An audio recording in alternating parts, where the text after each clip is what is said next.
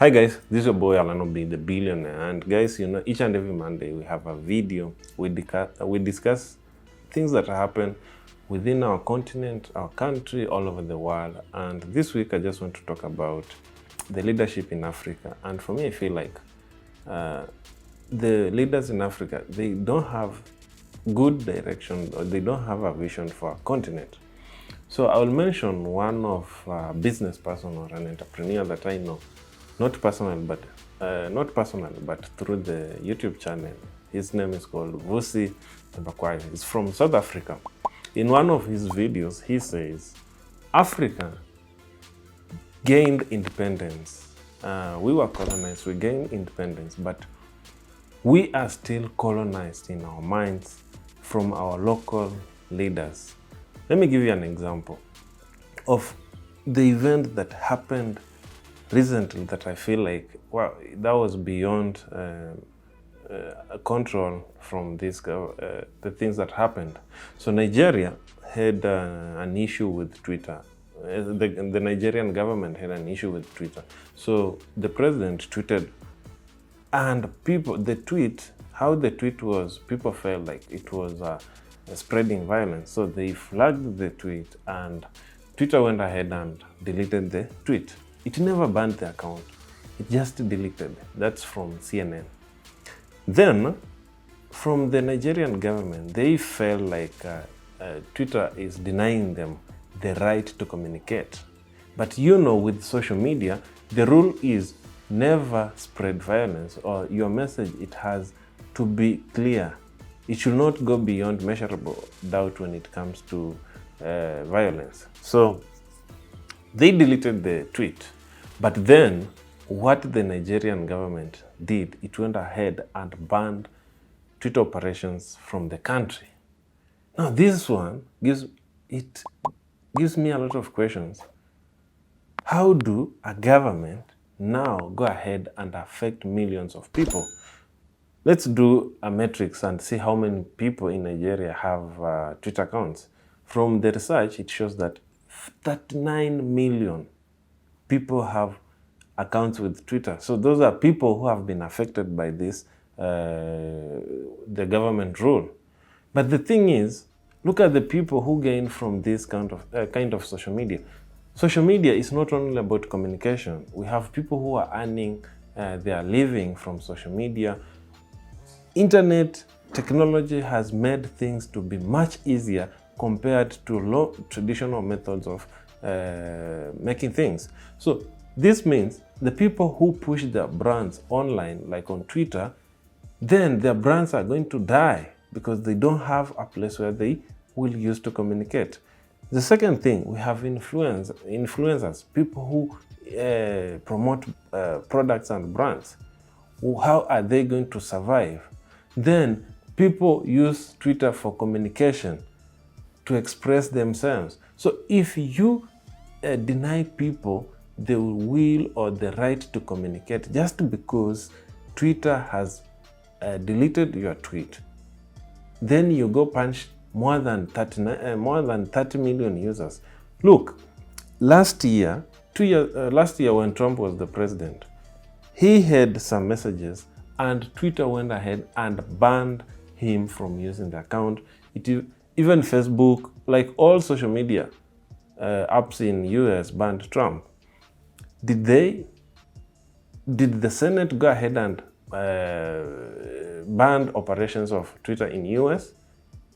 No, because they understand the revenue generation at the moment is not in the traditional ways of doing things. It's in the technology. Twitter contributes a lot of money to the American economy. Twitter contributes a lot of money to African economy.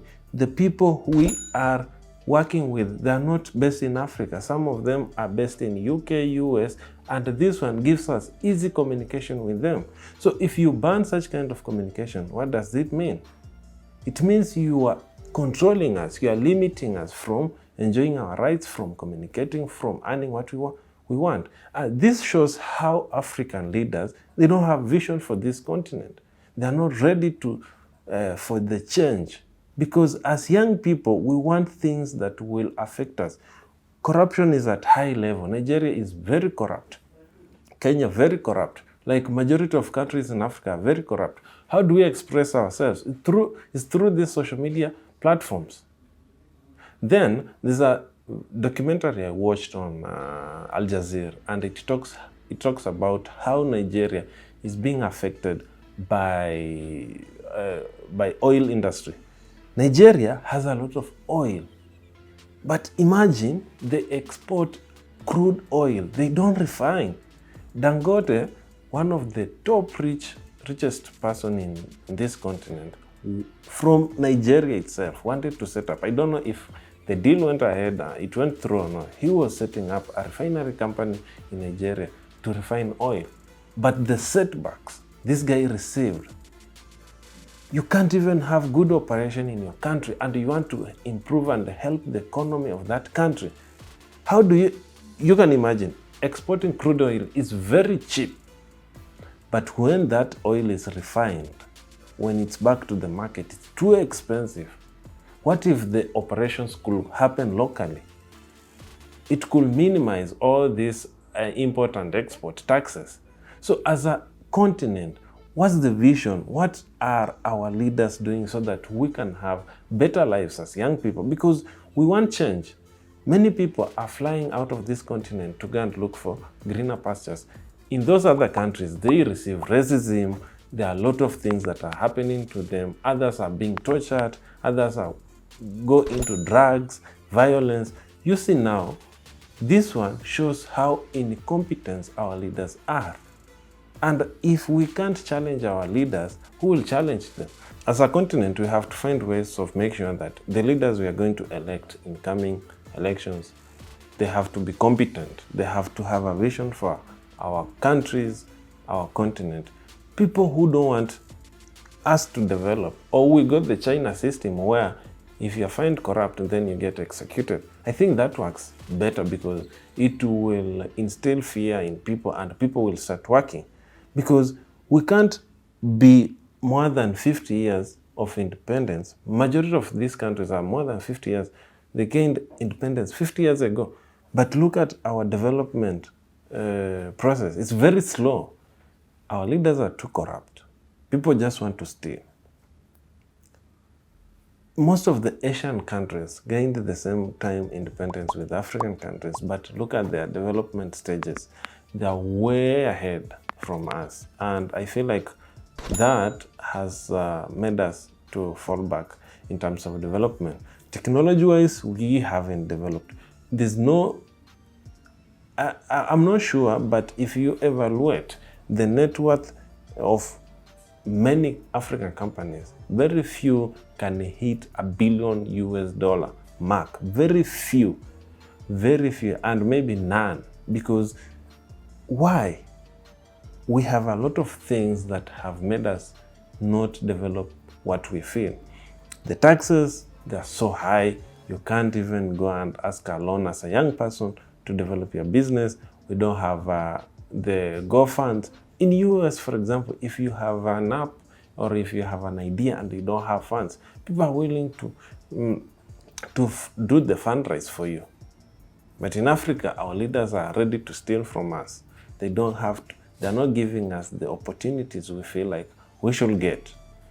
So guys, if you are from such countries and you feel the same as what we are feeling all over the continent, just share the videos, comment and like. This is your boy, Alano B, the billionaire. Peace guys. I'm pissed off. Peace.